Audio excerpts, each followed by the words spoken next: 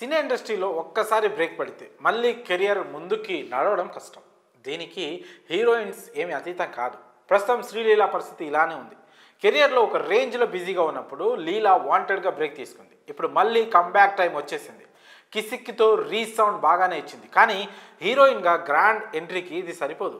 దగ్గరలో robin hood ఉంది, పైగా కంటెంట్ బాగా వచ్చినట్టుంది, కానీ ఆ సినిమా మార్కెట్ తక్కువ. ఎంత పెద్ద హిట్ అయినా కూడా 100 కోట్ల గ్రాస్ వరకే. శ్రీలీల రేంజ్కి అంతకు మించిన కిక్ కావాలి. ఈ తెలుగు అమ్మాయి రీఎంట్రీ ఇచ్చింది రో అని అంతా మాట్లాడుకోవాలి. ఇలా జరగాలంటే పెద్ద స్టార్ కావాలి, పెద్ద బడ్జెట్ ఉండాలి. అందుకే లీలా డేట్స్ ఇప్పుడు శివకార్తికేయన్ దగ్గరికి వెళ్ళి ఆగాయి. వరుస విజయాలతో దూసుకుపోతున్న నటుడు శివకార్తికేయన్, ఈయన ఇటీవల రాజ్ కుమార్ పెరియా స్వామి దర్శకత్వంలో హీరోగా నటించిన అమరన్ చిత్రం ఘన విజయాన్ని సాధించిన విషయం తెలిసిందే. సాయి పల్లవి నాయకిగా నటించిన ఈ చిత్రాన్ని నటుడు కమల్ హాసన్ తన రాజ్ కమల్ ఫిలిం ఇంటర్నేషనల్ పతాకంపై భారీ ఎత్తున నిర్మించారు. ప్రస్తుతం శివకార్తికేయన్ ఏఆర్ మురుగదాస్ దర్శకత్వంలో నటిస్తున్న చిత్రాన్ని పూర్తి చేసే పనిలో ఉన్నారు.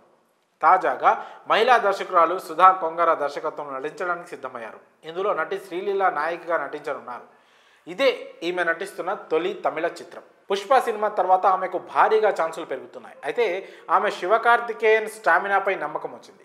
ఇందులో ప్రముఖ నటుడు జయం రవి కూడా ప్రధాన పాత్రను పోషిస్తున్నారు. మరో ముఖ్య పాత్రను నటుడు అథర్వ్ పోషించనున్నారు. డాన్ పిక్చర్స్ పతాకంపై ఆకాష్ భాస్కరన్ నిర్మిస్తున్న భారీ బడ్జెట్ చిత్రం ఇది. దీనికి జీవి ప్రకాష్ కుమార్ సంగీతాన్ని అందిస్తున్నారు. ఇది ఆయనకు 100వ చిత్రం కావడం విశేషం. అదేవిధంగా ఈ చిత్రానికి రవి కె చంద్రన్ ఛాయాగ్రహణం అందిస్తున్నారు. ఇది పిరియాడిక్ కాల కథాంశంతో రూపొందుతున్న చిత్రం.